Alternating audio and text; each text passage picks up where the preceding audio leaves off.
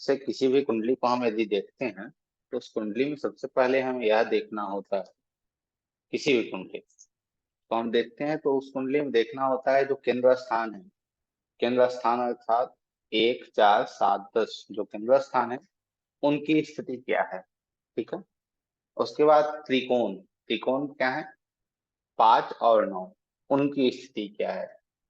उससे क्या होता है, हम कुंडली के मजबूती को लेकर या कुंडली अच्छी है या बुरी है उसे हम समझ लेते हैं।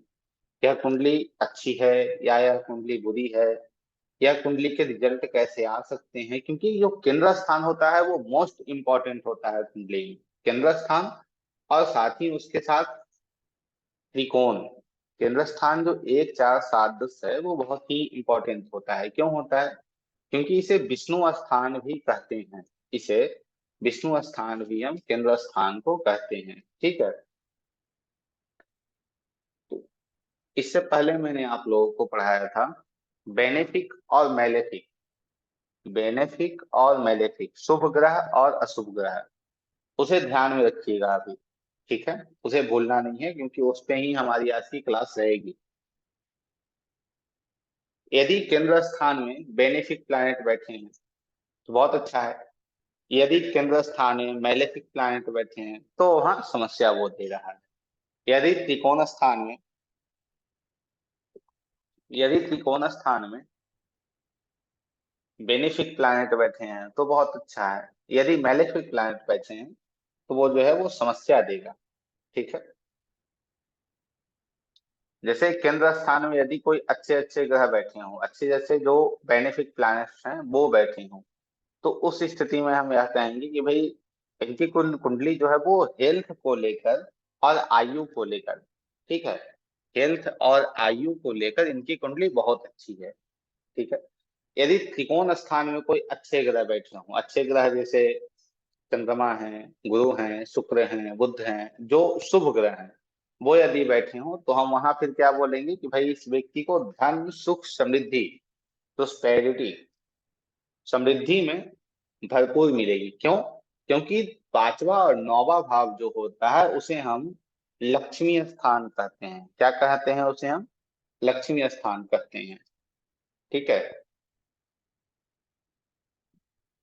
क्यों लक्ष्मी स्थान कहते हैं? क्यों केंद्र स्थान को विष्णु स्थान कहते हैं, इसे समझ लेते हैं। ठीक है।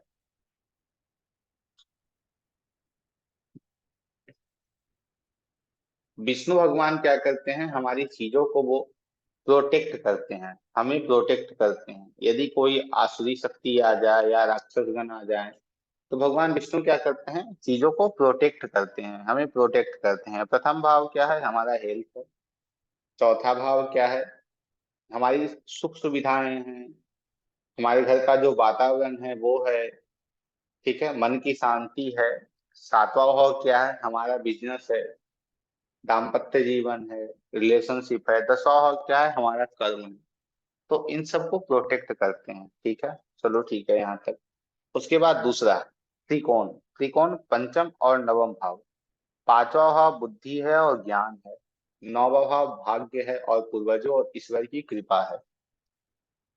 तो यदि ये दोनों भाव गड़बड़ हो गए, 5वां 9वां भाव यदि किसी भी समस्या में आ गया, जैसे वहां मैलेफिक प्लैनेट बैठ गए, तो आपने बहुत लोगों को देखा होगा, उनके पास सब कुछ है लेकिन उनके पास बुद्धि नहीं होने के कारण सब कुछ उन्होंने स्वयं नष्ट कर दिया। ठीक है, सब कुछ उन्होंने स्वयं नष्ट कर दिया। एक दो कुंडली ले लेंगे।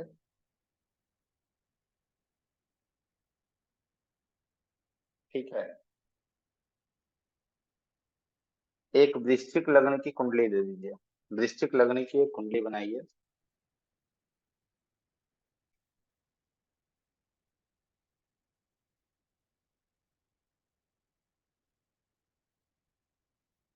ध्यान रहे, मैलेफिक और बेनिफिक को साथ में लेकर चलना है।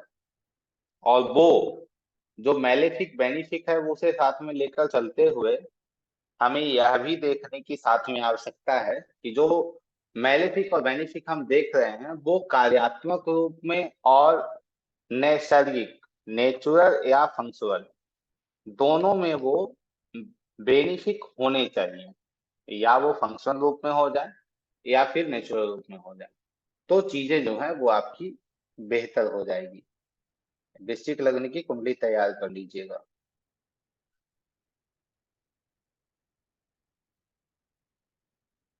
ठीक है।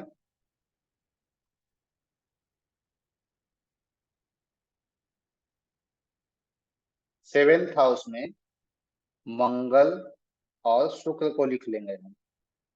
7th हाउस में मंगल और शुक्र को लिख लेंगे। तो इस कुंडली में सबसे पहले हमने क्या कहा, हमें क्या देखना है कि जो केंद्र स्थान है उसमें अच्छे ग्रह हैं या नहीं। तो हमें अच्छे ग्रह कौन से दिखेंगे, जो नैसर्गिक रूप में या कार्यात्मक रूप में अच्छे हो, शुभ ग्रह हो। तो यहाँ हमने क्या देखा, और साथ में इसे भी याद रखना होगा आपको, लग्नेश और भाव के स्वामी सदैव शुभ होते हैं। लग्नेश और भाव के स्वामी सदैव शुभ होते हैं। तो 7th हाउस में मंगल बैठा है, तो मंगल क्या है, लग्नेश है, तो शुभ हो गया, अच्छी चीजें यहाँ डिलीवर कर रहा है वो। उसके साथ में फिर शुक्र है। शुक्र जो है वो 7th हाउस का ही स्वामी है, तो हमने क्या कहा, भाव का स्वामी सदैव शुभ होता है। तो मंगल और शुक्र यहाँ पे दोनों, मंगल यहाँ पे मैव ठीक है, लेकिन कार्यात्मक रूप में यहाँ पे मंगल क्या हुआ, बेनिफिक हो गया। ठीक वैसे ही शुक्र जो है वो स्वयं सौम्य ग्रह है, सौम्य या कहें तो शुभ ग्रह है। तो यहाँ पे मंगल और शुक्र जो है वो अच्छे परिणाम यहाँ देंगे। प्रोटेक्शन के लिहाज से, आयु के ही लिहाज से, हेल्थ के लिहाज से यहाँ बहुत अच्छी स्थिति में काम करेंगे। कौन काम करेंगे, मंगल और शुक्र काम करेंगे। ठीक है। एक और कुंडली ले लीजिए आप, एक और कुंडली बना लीजिए।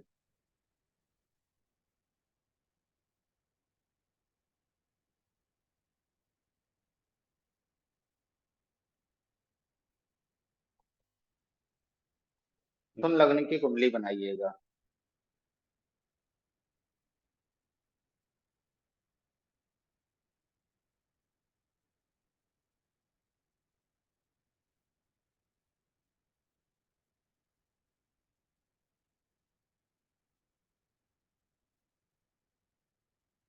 और 10th हाउस में बुध और गुरु को लिख लेना है हमें। बुध बुध और गुरु को हम 10th हाउस में बिठा लेंगे।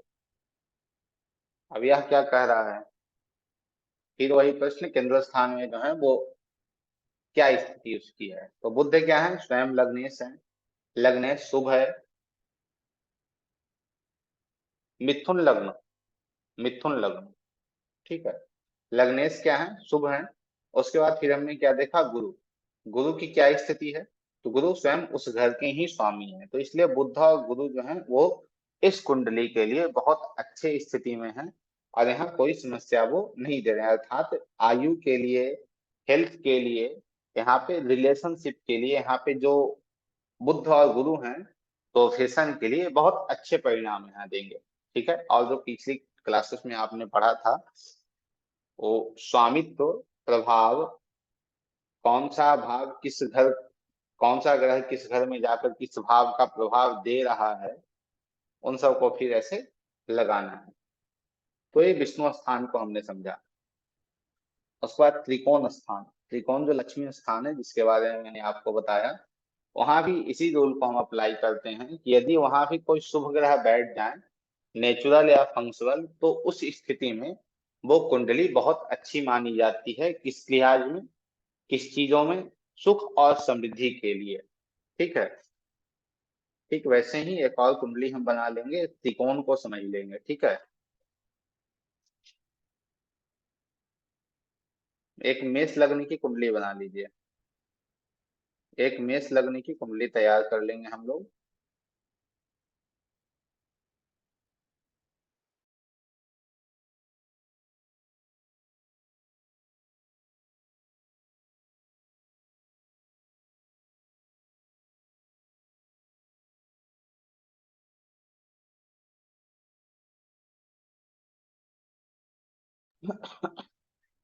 मेष लग्न की कुंडली बन गई।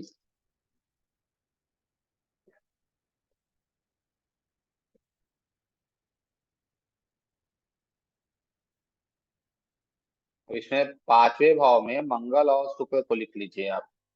माफ करना, मंगल और सूर्य को, मंगल और सूर्य को पांचवें भाव में लिख लीजिए।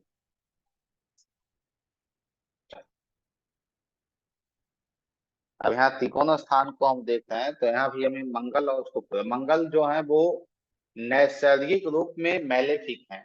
इसे बार बार ध्यान दीजिएगा, जो हम मंगल को ले रहे हैं, तो मंगल को या शुक्र को जो हम ले रहे हैं, मंगल को या शनि को हम ले रहे हैं, तो इसलिए क्योंकि वो कार्यात्मक रूप में क्या हो गए हैं, यहाँ पे लग्नेश होकर बेनिफिक हो गए, ना कि यहाँ मैलिफिक हो गए।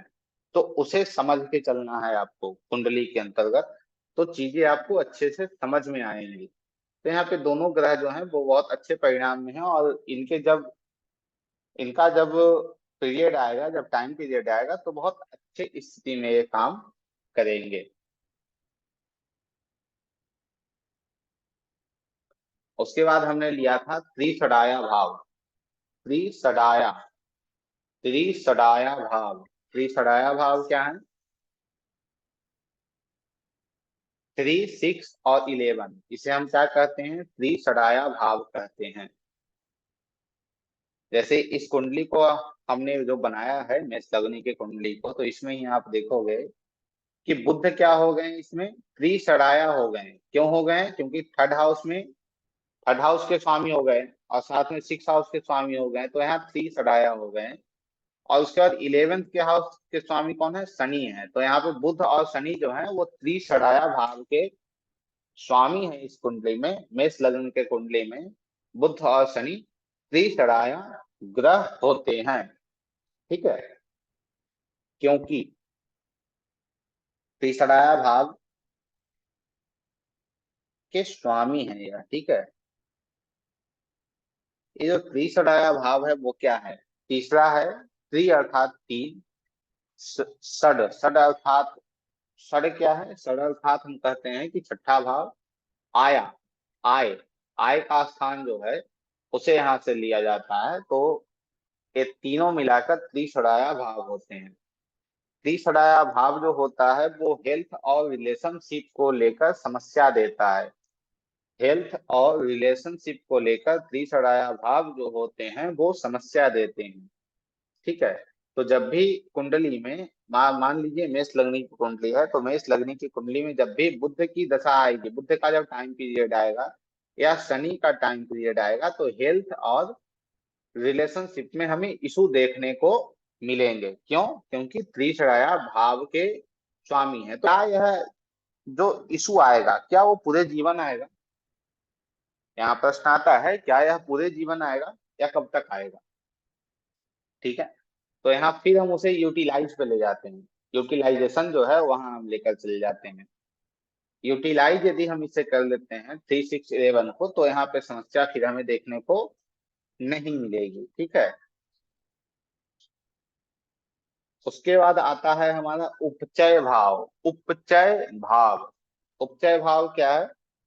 3, 6, 10 और 11, इन सब चीजों को या तो आप समझ लीजिए या लिख लीजिए। ठीक है, क्योंकि आज जो क्लास है वो इन सब चीजों पे ही बेस्ड है, इन सब पे ही आधारित रहेगी। इसे यदि डिफाइन किया जाए उपचय भाव को, तो उपचय भाव को हम स्पष्ट रूप में सिर्फ इतना में ही कहेंगे कि यह समय के साथ चलता है, अर्थात समय के साथ ग्रो करता है, वृद्धि करता है, वह उपचय भाव है। ठीक है, समय के साथ ग्रो करता है, वृद्धि करता है, उसे ही हम उपचय भाव कहते हैं।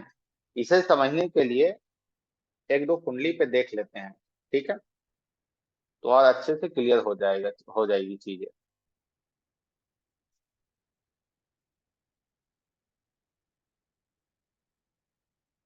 एक कुंडली बना लीजिए।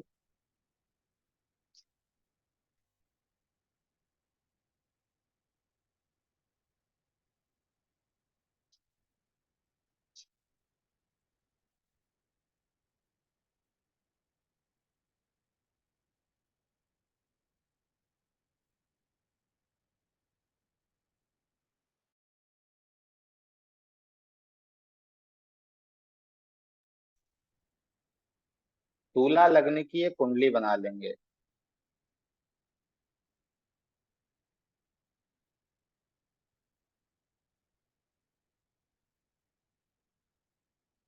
ठीक है।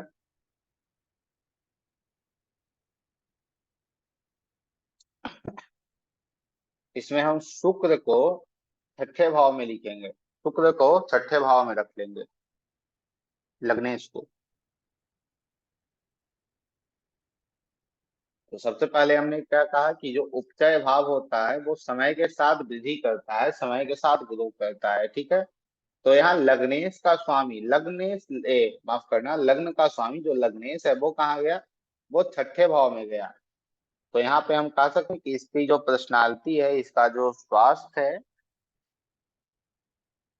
फर्स्ट हाउस के जितने भी एट्रीब्यूट जैसे प्रभाव है, व्यवहार है, सब ग्रो करेगा। ग्रो कैसे करेगा, क्योंकि उपचय भाव में खुद लग्नेश गए हैं। और किस वे में ग्रो करेगा, अर्थात नेगेटिव वे होगा या पॉजिटिव वे होगा। तो शुक्र कौन है, लग्नेश है। लग्नेश सदैव शुभ होते हैं। दूसरा, शुक्र जो है वो नैसर्गिक शुभ ग्रह है। क्या है, नैसर्गिक शुभ ग्रह है। तो यह अच्छे वे में, पॉजिटिव वे में ग्रो करेगा, ना कि यह नेगेटिव वे में ग्रो करेगा।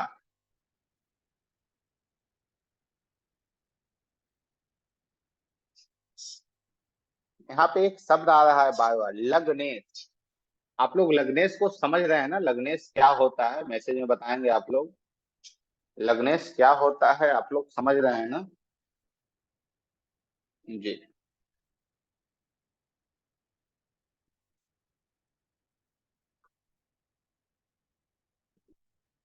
ठीक है।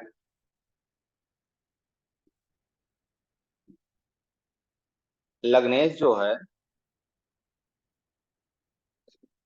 वो यदि लग्न में ही बैठ जाए, लग्नेश जो है वो यदि लग्न में ही बैठ जाए तो वो क्या देगा। हाँ, फर्स्ट हाउस का मालिक। सबसे पहले समझिए, लग्नेश जो है वो,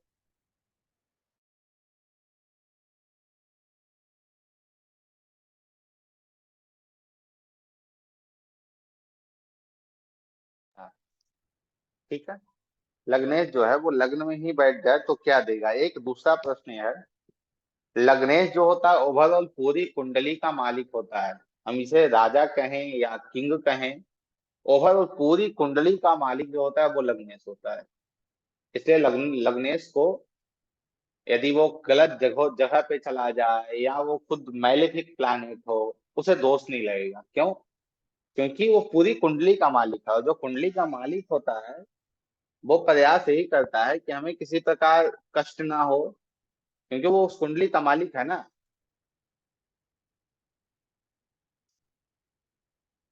ठीक है। वैसे ही भाव, भाव को भी हम वैसे ही लेते हैं कि भाव का जो स्वामी है वो उस भाव को खराब नहीं कर सकता है, क्योंकि अपने ही घर को खराब कभी नहीं करेगा। ठीक है।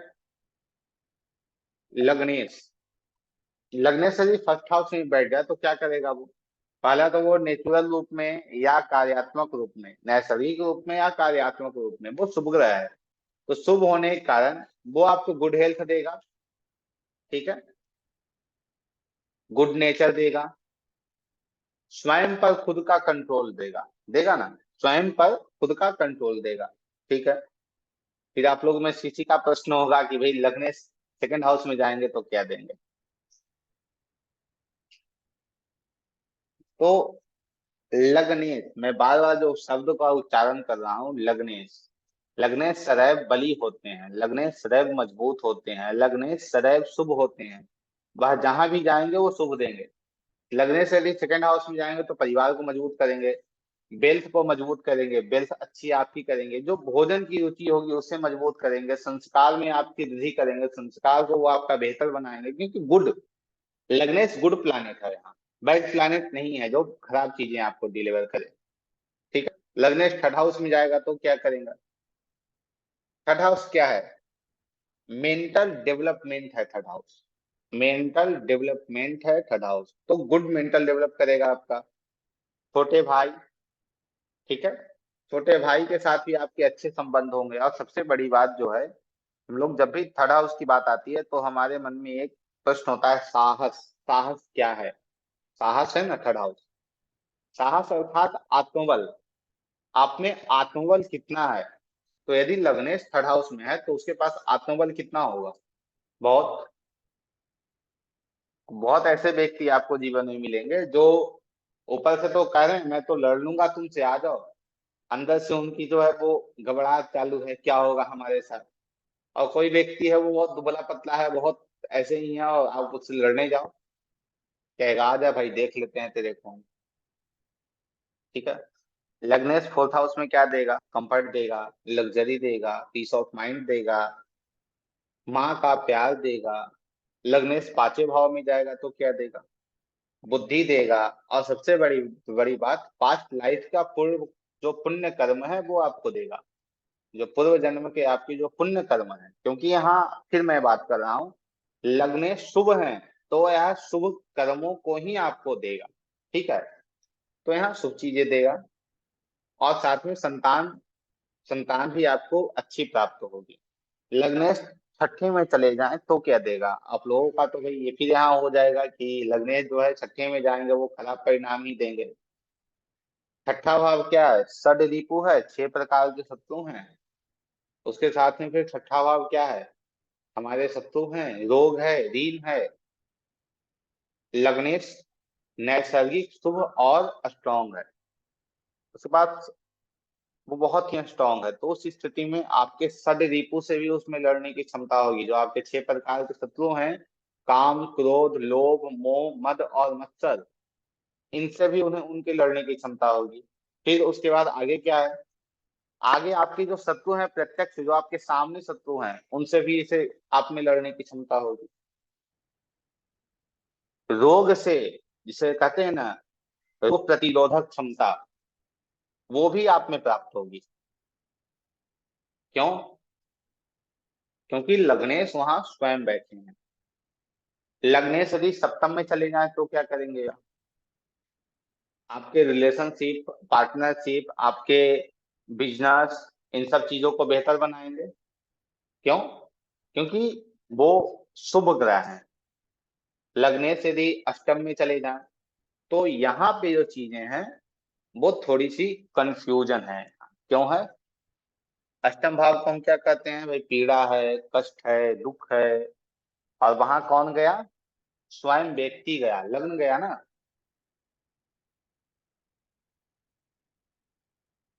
मैंने कहा आप सभी से निवेदन है, जो लेक्चर है उसे डिलीवर करने दीजिए, जो प्रश्न होंगे उन सभी को हम लास्ट में ले लेंगे। ठीक है। अष्टम में जब लग्नेश जाएगा तो आपको क्या देगा? अष्टम भाव जो होता है वो दुख है, पीड़ा है, आपका कष्ट है। ठीक है। अब आपका जो कष्ट है, दुख है, वहां कौन गया? वो स्वयं लग्नेश, मतलब स्वयं आप चले गए। तो आप यहाँ कहोगे भैया दुख भी है, कष्ट भी है, पीड़ा भी है, परंतु मैं तो यहाँ कहूंगा अचानक धन प्राप्ति भी है। अष्टम भाव अचानक आपको धन देता है, आयु है आपका, तो लग्नेश वहां शुभ ग्रह गया है, तो इन सब चीजों में वो आपको वृद्धि करेगा। अर्थात आपको अर्थात आपको आयु में भी वृद्धि करेगा। ठीक है। क्योंकि बहुत पिछली क्लास में मैंने बताया था, जैसा आप लोगों को याद हो, योग कारक ग्रह जहां देखे, जहां बैठे, जहां जाए उस घर की वृद्धि करे। योग कारक, तो ये जो हम लोग मैलेफिक और बेनिफिक ले रहे हैं वो भी योग कारक और मारक ही है। ठीक है। तो योग कारक ग्रह जहां जाए, जहां देखे, जहां बैठे उस घर की वृद्धि करे।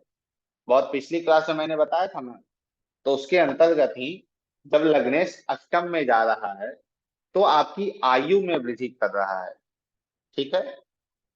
यह जो व्यक्ति है जिसकी कुंडली में लग्नेश अष्टम में गया हो, वह व्यक्ति सिर्फ डीपली सोचने की क्षमता उसमें हो जाए तो बहुत अच्छी चीजें हैं। रिसर्च की क्षमता उसमें हो जाए, रिसर्च के अंदर वो जाने लगे तो बहुत अच्छी कुंडली भी इसकी बन जाएगी, और इसे अचानक धन की प्राप्ति होगी। या इसके जो घर के लोग होंगे, बड़े बुजुर्ग होंगे, वो इन्होंने इनके लिए इतना धन खड़ा कर दिया है कि वो इन्हें देकर जाएंगे धन। ठीक है। लग्नेश नवम भाव, अब नाइन्थ हाउस के को तो एक्सप्लेन करने की आवश्यकता नहीं है, वो ईश्वरीय कृपा है, तो वहां तो सब कुछ प्राप्त होगा इन्हें। लग्नेश जो है वो एकादश भाव, एकादश भाव क्या है आपका? ये 10th हाउस, दसम भाव। दसम भाव क्या है? आपका प्रोफेशन है, आपका नेम फेम है, एडमिनिस्ट्रेशन है, प्रशासन प्रशासन है। तो इन सब से अंतर्गत चीजें आपको वो अच्छे वे में प्राप्त करेगा, आपके कार्य को अच्छा कर देगा, आपके चीजों को बेहतर कर देगा। लग्नेश 11th हाउस। 11th हाउस क्या है? त्रिसराया भाव है ना। 11th हाउस जो है वो क्या है? त्रिसराया भाव है। तो यहाँ पे उपचय भाव भी है। तो यहाँ बहुत चीजें आ जाएंगी। उपचय भाव से रिलेट करके हम यहाँ क्या कह सकते हैं कि भाई आपका जो है वो समय के साथ आपकी पर्सनालिटी आप ग्रो करोगे। ठीक है। उसके बाद फिर दूसरा हम यह भी कह सकते हैं त्रिसराया। त्रिसराया क्योंकि कष्ट देने वाला।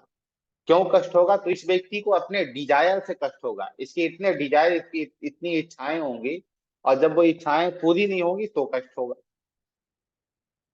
ठीक है। परंतु इसे यदि पॉजिटिव वे में हम लें, अच्छे सकारात्मक रूप में हम लें, तो यहाँ यह भी हम कह सकते हैं कि जितनी ज्यादा इस व्यक्ति इच्छा होगी उतना ज्यादा ये मेहनत करेगा, एफर्ट्स डालेगा, तो उससे इसकी जो डिजायर है वो निश्चित पूरी होंगी, चीजें इसकी बेहतर होंगी। लग्नेश 12th हाउस। जैसे अष्टम भाव में है कि थोड़ी कंफ्यूजन है, वैसे ही 12th हाउस में भी है कि थोड़ा कंफ्यूजन है। क्या कंफ्यूजन है? लग्नेश जब 12th में जाएगा तो चीजें को बहुत अलग तरीके से देगा। जैसे सब कॉन्शियस माइंड जो होता है वो 12th हाउस है। ठीक है। विदेश यात्रा जो है वो 12th हाउस है।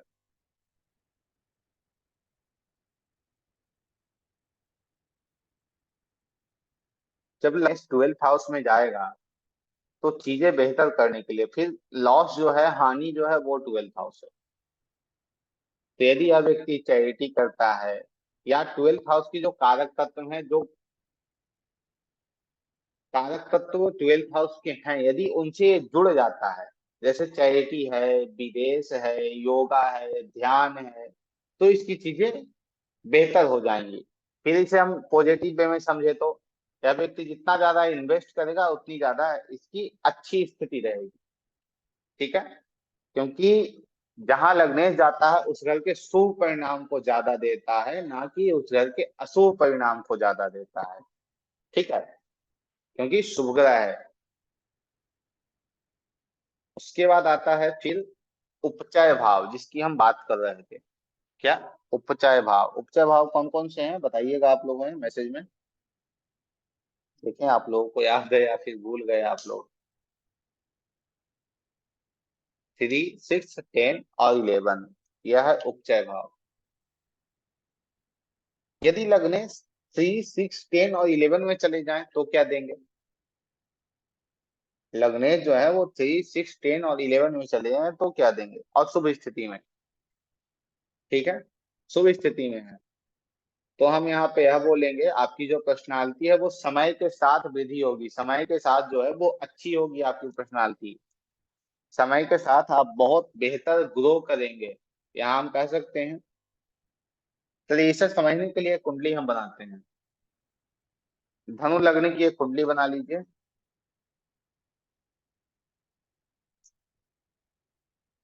धनु लग्न की एक कुंडली बना लें।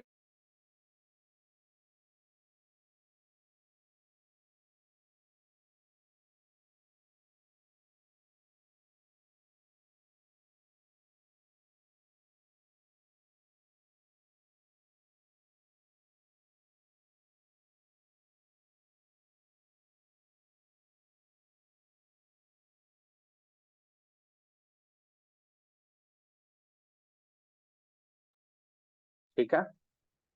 इसमें गुरु और शुक्र को आप जो है वो थर्ड हाउस में लिख देंगे, गुरु और शुक्र को थर्ड हाउस में।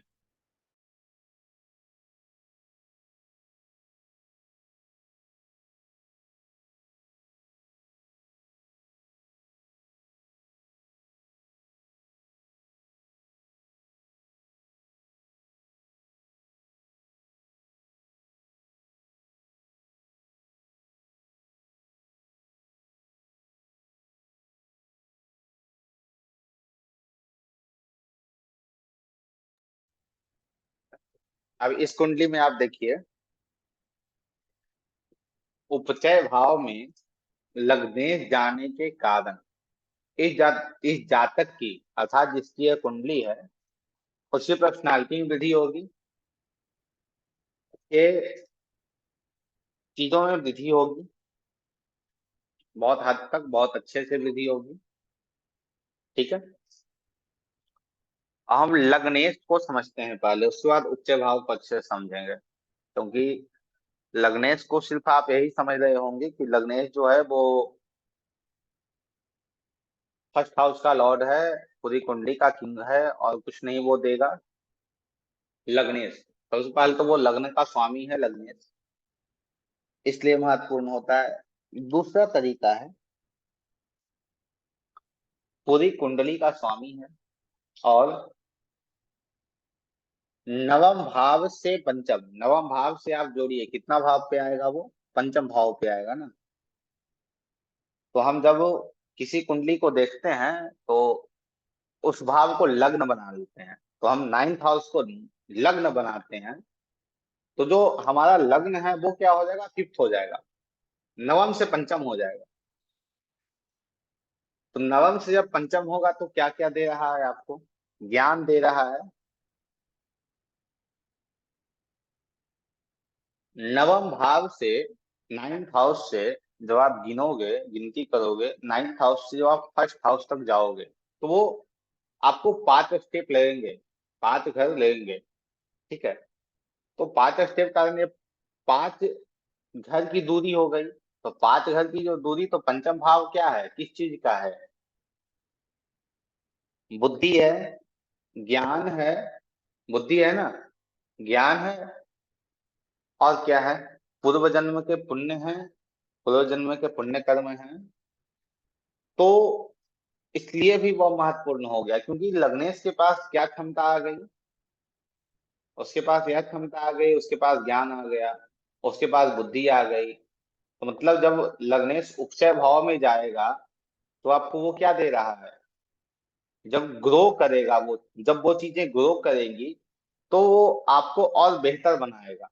क्यों, और किन चीजों को वो देगा, वो बुद्धि को भी देगा, ज्ञान को भी देगा, आपके पूर्व जन्म के कर्म के अनुसार आपको फल भी देगा, और अच्छे फल। ठीक है, इसलिए उपचय भाव में यदि उपचय भाव में लग्नेश जाए तो बहुत ही महत्वपूर्ण होते हैं। ठीक है, वैसे ही यदि हम समझें, पंचम से देखिए कि फर्स्ट हाउस जो है वो कितना होता है, 5 से जोड़िए, जो आपका फर्स्ट हाउस है वो कितने पे आएगा,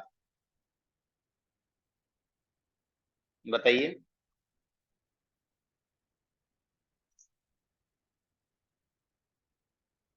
पंचम से, फिफ्थ हाउस से, हाँ 9। नाइन्थ हाउस क्या है आप बताइए, अब उसे भी एक्सप्लेन कीजिए। भाग्य है, ईश्वरीय कृपा है, आपके गुरु की कृपा है, आपके पूर्वजों की कृपा है ना, आपका ज्ञान है, आपका वो सलाहकार है। ठीक है, ये सब चीजें हैं ना नाइन्थ हाउस। तो नाइन्थ हाउस भी, नाइन्थ क्या गया, वो भी लग्न में गया। तो इस स्थिति में लग्नेश आपको क्या क्या दे रहा है, जो लग्न का स्वामी है, जो फर्स्ट हाउस है, वो ओवरऑल देखा जाए तो आपकी पूरी कुंडली का निचोड़ है। पूरी कुंडली जो है वो फर्स्ट हाउस ही है, यदि first house, five, fifth house और नाइन्थ हाउस।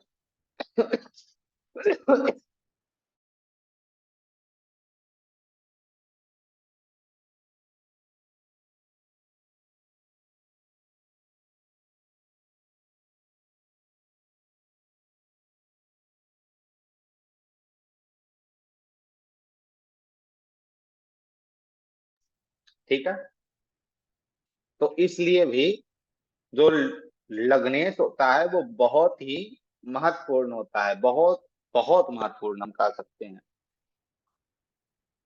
एक दो कुंडली को हम उपचय भाव में एग्जाम्पल में रख लेते हैं।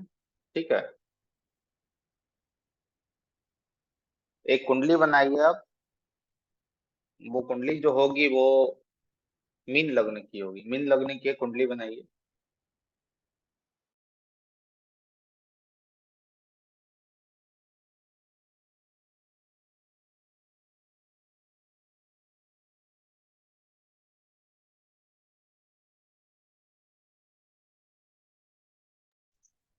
ठीक है। और उसमें गुरु और चंद्रमा को आप 6 हाउस में लिखिए। छठा भाव में गुरु और चंद्रमा को लिखिए।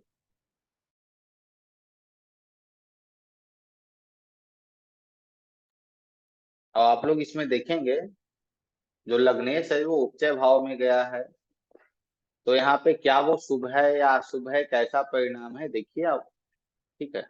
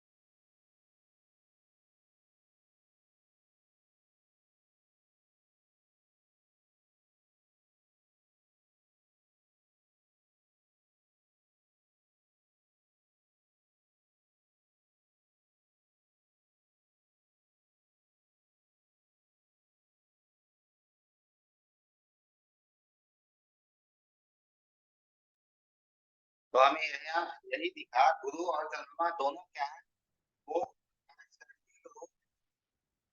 ठीक है, और कार्यात्मक रूप में भी शुभ है। छठा भाव क्या है, उपचय भाव है। तो उपचय भाव होने के कारण समय के साथ यह वृद्धि करेगा। हमने यह जाना कि यह समय के साथ वृद्धि करेगा। तो जैसे जैसे समय की गति बढ़ेगी, ठीक है, समय की गति अर्थात इसे एक्सप्लेन करेंगे, पहले इसे समझ लीजिए। हाँ, समय की जैसे ही गति बढ़ेगी,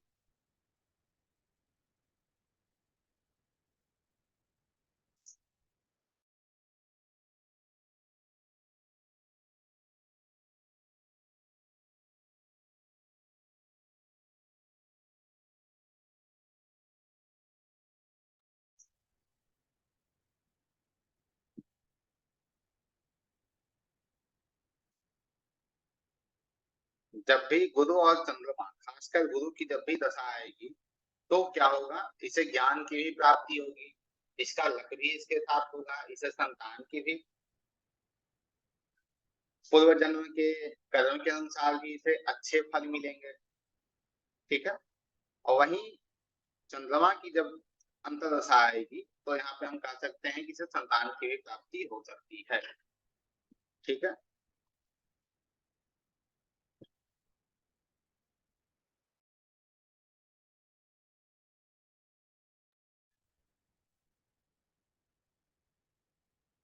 एक और कुंडली हम बनाते हैं ना, मकर लग्न की एक कुंडली बनाइए।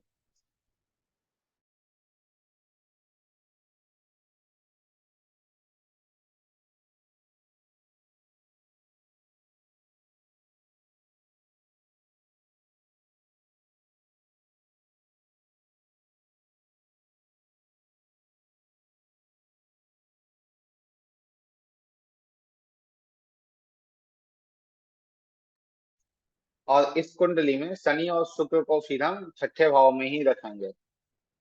शनि और शुक्र को हम छठे भाव में रखेंगे।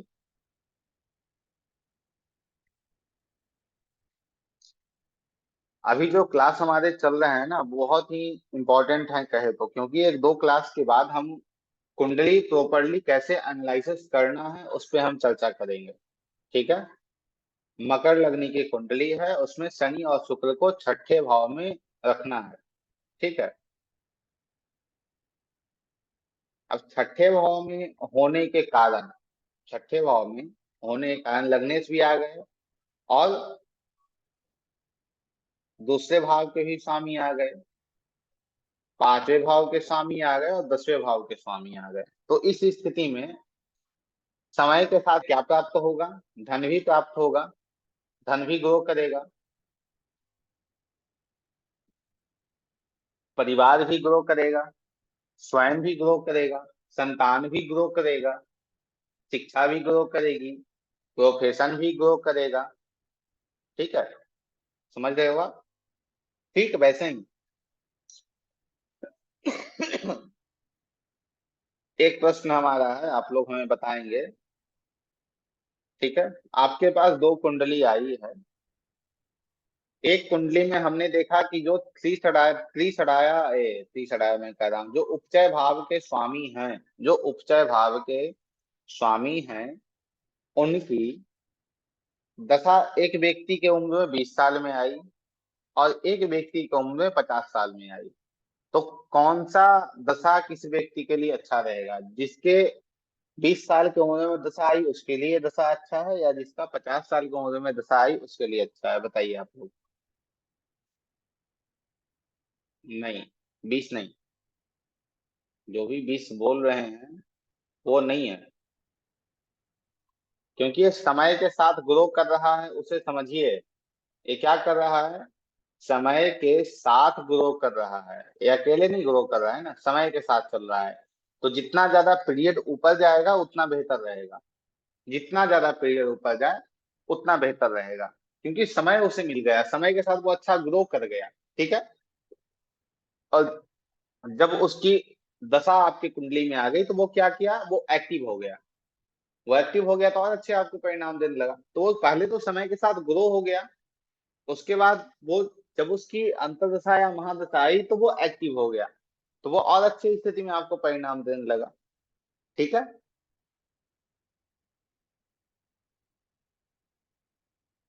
यह जब हम लोग युति पढ़ेंगे ना, जब युति पढ़ेंगे तो इसे हम समझेंगे। यहाँ पे एक राजयोग भी बन रहा है, यहाँ पे एक राजयोग भी बन रहा है। कैसे बन रहा है वो आप लोग का कॉमन सेंस भी इसे बना लेगा, आप लोगों का जो कॉमन सेंस है वो भी इसे बना लेगा। हमने 1 4 10 को क्या कहा? लक्ष्मी स्थान कहा। 1 4 10 को हमने लक्ष्मी स्थान कहा। 5 और 9, 1 4 10 को हमने क्या कहा? विष्णु स्थान। और 5 और 9 को हमने क्या कहा? लक्ष्मी स्थान कहा। तो विष्णु स्थान के स्वामी आ गए छठे में, लक्ष्मी स्थान के स्वामी आ गए छठे में। तो यहाँ पे लक्ष्मी नारायण राजयोग का निर्माण हुआ या नहीं? यहाँ पे लक्ष्मी नारायण राजयोग का निर्माण हुआ या नहीं? निश्चित रूप में हुआ। ठीक है।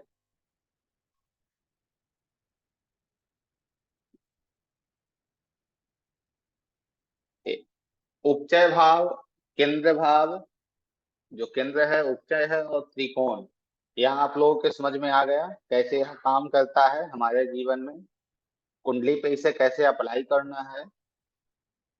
एक चीज हमेशा याद रखिएगा, किसी भी कुंडली को देखने के लिए, जब भी आप किसी भी कुंडली को देख रहे हो या अपनी ही कुंडली आप देख रहे हो, तो वहां पे कौन सा भाव है, वहां पे जब भी रूल लगाना है तो एक ही लगाना है। जैसे अभी त्रिसड़ाया और उपचय, त्रिसड़ाया और उपचय, त्रिसड़ाया भाव को देखिए कौन कौन सा है? 3 6 10 और 11। 3 6, सर एक बात, ओके, ठीक है, चर्चा करेंगे उस पर, अभी हम करेंगे, अभी रुक जाइए। त्रिसड़ाया भाव है वो 3 6 10 और 11 है। और ठीक उपचय भाव जो है वो क्या है? वो भी 3 6 और 11 है। अब बताइए।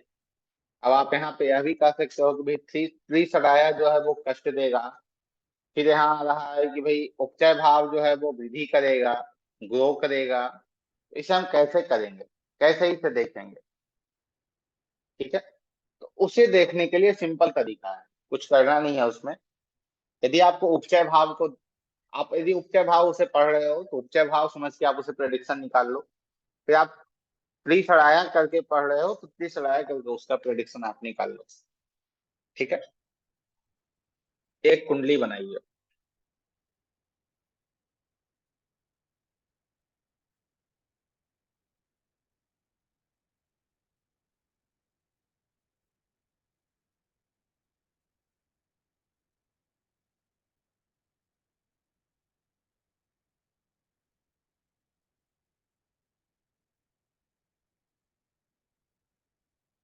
कन्या लग्न की कुंडली बनाइए।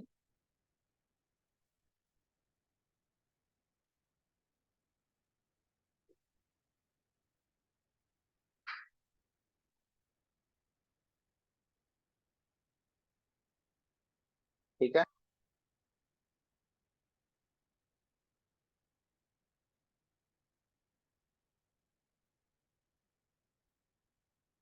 अब जो छठा भाव है उसमें हम बुध को लिख लेंगे।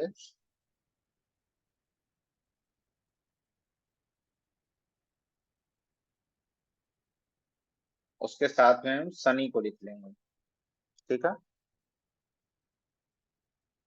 सबसे पहले हमें देखना है उपचय भाव का प्रेडिक्शन निकालना है हमें कि उपचय भाव में यह बैठा है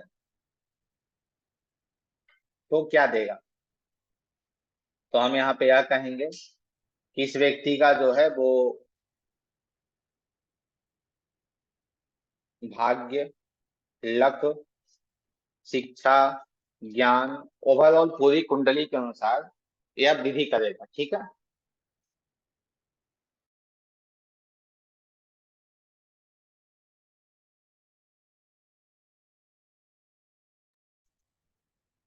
ठीक है, तो उपचय भाव यहाँ पे इन सब चीजों को देखेगा। फिर प्रोफेशन को भी देखेगा। क्यों प्रोफेशन भी समय के साथ वृद्धि करेगा? क्योंकि बुध की जो दूसरी राशि है वो दशम भाव में आ रही है। ठीक है, शनि पंचम भाव तो ज्ञान इन सब की वृद्धि करेगा। छठा भाव तो नौकरी इन सब की वृद्धि करेगा उपचय भाव।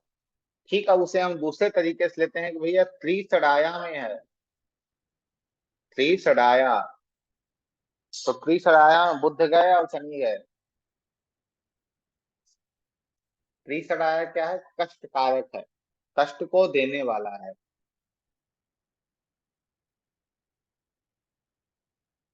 तो जब भी इस जातक के कुंडली में मान लीजिए बुध की दशा आती है तो यहाँ पे उपचय भाव के संबंधित यह ग्रो करेगा, बहुत बेहतर तरीके से ग्रो करेगा। ठीक है, और त्रिसराया के तरीके से भी हम देखें तो यहाँ पे ग्रो करेगा। अब क्यों क्यों त्रिसराया के तरीके से भी देखें तो यहाँ पे उसे छठे भाव संबंधी जो चीजें हैं वो बेहतर मिलेगी, खराब रिजल्ट उसे नहीं मिलेंगे। क्यों नहीं मिलेंगे वो आप लोग हमें बताएंगे, बताइए।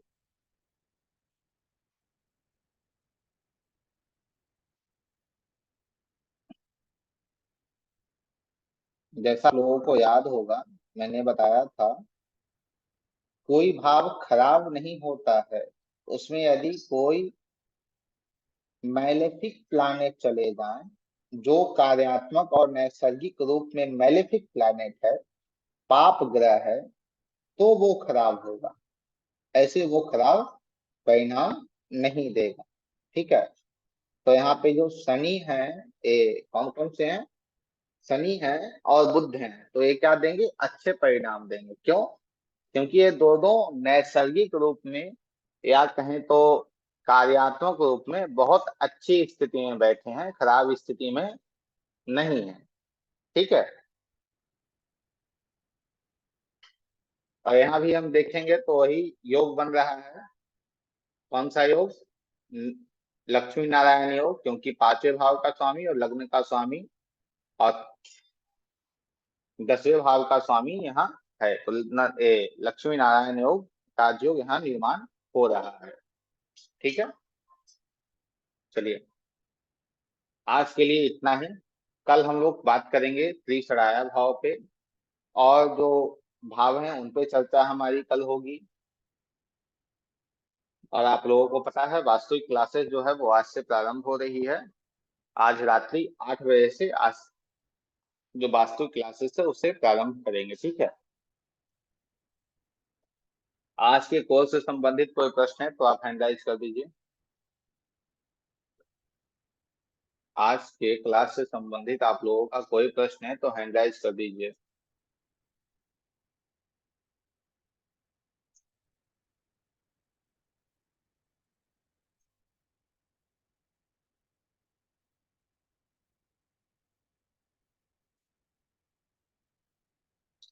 जी सर, रुचिता, क्या प्रश्न है आपका, बताइए। मतलब कोई भी कहीं के भी, मतलब वो 1 और 5 के जो स्वामी रहते हैं, मतलब तो वो अगर आ जाएंगे तो एक साथ, तो वो मतलब वो होगा, राजयोग होगा, ऐसा बोल रहे हैं क्या? हाँ, वो लक्ष्मी नारायण राजयोग हुआ, उस पर चर्चा हमारी होगी, वो युति में पढ़ेंगे हम। अभी विशेष जो हमारा है वो उपचय भाव, उपचय भाव, केंद्र भाव और त्रिकोण भाव, इन सब पे आपका कोई प्रश्न है तो बताइए। सर मेरे को तो लग रहा है और एक बार पढ़ना पड़ेगा। वैसे बहुत ही अच्छा लगा सुनने, मतलब समझ में तो आया वैसे, पर और एक बार लेकिन रिवाइज करना पड़ेगा वो, मतलब माइंड में बिठाने के लिए। हाँ हाँ, ठीक है। हाँ, ठीक, थैंक यू। जी धन्यवाद। नितिन जी, आपका कोई प्रश्न है? जी सर। बताइए। जी भाई। सर जैसे क्या कहते हैं, हम लोग लग्नेश मान लीजिए 7th भाव में गया हम्म। और वो शत्रु राशि में है सर, तब भी वो शुभ होगा सर? क्या कहेगा लग्नेश? 7th हाउस में गया शत्रु और राशि में, शत्रु राशि में है। शत्रु राशि में है सर। थोड़ा इफेक्ट करेगा, परंतु शत्रु राशि जो आप बता रहे हो नैसर्गिक रूप में जो शत्रु हैं उनकी राशि में, जैसे शनि सप्तम भाव में चला जाए और 5वीं राशि में सूर्य के राशि में चला जाए, ठीक है। जी जी। हाँ, तो वो कोई विशेष इफेक्ट नहीं करेगा, कोई वो समस्या कारक नहीं है। जी सर, थैंक यू। और किन्हीं का कोई प्रश्न? Redmi 5 बताइए, क्या प्रश्न है आपका?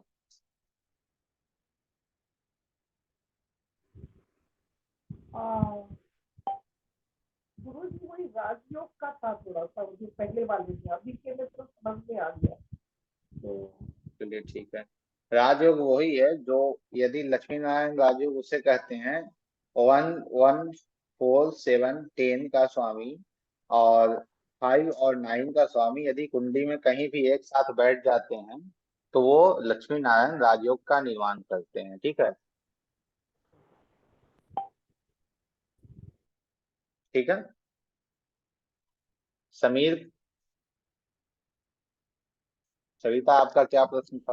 हाँ सर, मेरे को पूछने का था, एक केंद्र स्थान 1, 4, 7, 10 और हम्म। त्रिछटाया बोले ना, 3, 6, 11, वो राशि के अनुसार पकड़ने का या भाव के अनुसार पकड़ने का? और हर एक का लग्न अलग अलग होता है ना, इसलिए। वो भाव के अनुसार ही रहेंगे ना, राशि के अनुसार आप कैसे पकड़ोगे? राशि के अनुसार हाँ, आप कंफ्यूज हो जाओगे। वो 3, 6, 11 वो राशि नहीं है ना? नहीं नहीं, वहां भाव को देखना है, उस भाव में जो राशियां हैं उसे पकड़ना है फिर। अच्छा अच्छा, ऐसा पकड़ने का, जैसे ओके। हाँ ठीक है, जैसे मान लो आप कि एक कुंडली मैंने बनाई मेष लग्न की, ठीक है। हाँ सर। तो मेष लग्न की कुंडली बनाई तो जो 3rd हाउस में और जो 6th हाउस में, जो 11th हाउस में जो राशियां होंगे उसके जो स्वामी हैं वह उपचय भाव आपका त्रिसराय हो जाएंगे। जैसे 3rd हाउस और 6th हाउस के स्वामी कौन है? बुध हैं। तो यहाँ हम हाँ बोलेंगे मेष लग्न की कुंडली में कि बुध जो है वो त्रिसराया है, ठीक है। हाँ सर। शनि जो है वो 11th के स्वामी है, तो यहाँ हम बोलेंगे कि शनि जो है वो तीसराया है। अब मान लीजिए केंद्र में जो है वो 4 अंक है, चौथी राशि है, चौथी राशि कर्क है। कर्क किसकी राशि है? चंद्रमा की है। तो यहाँ हम क्या बोलेंगे? चंद्रमा जो है वो केंद्र का अधिपति है, केंद्राधिपति है, ठीक है। हाँ सर, जी। Thank you sir. जी धन्यवाद।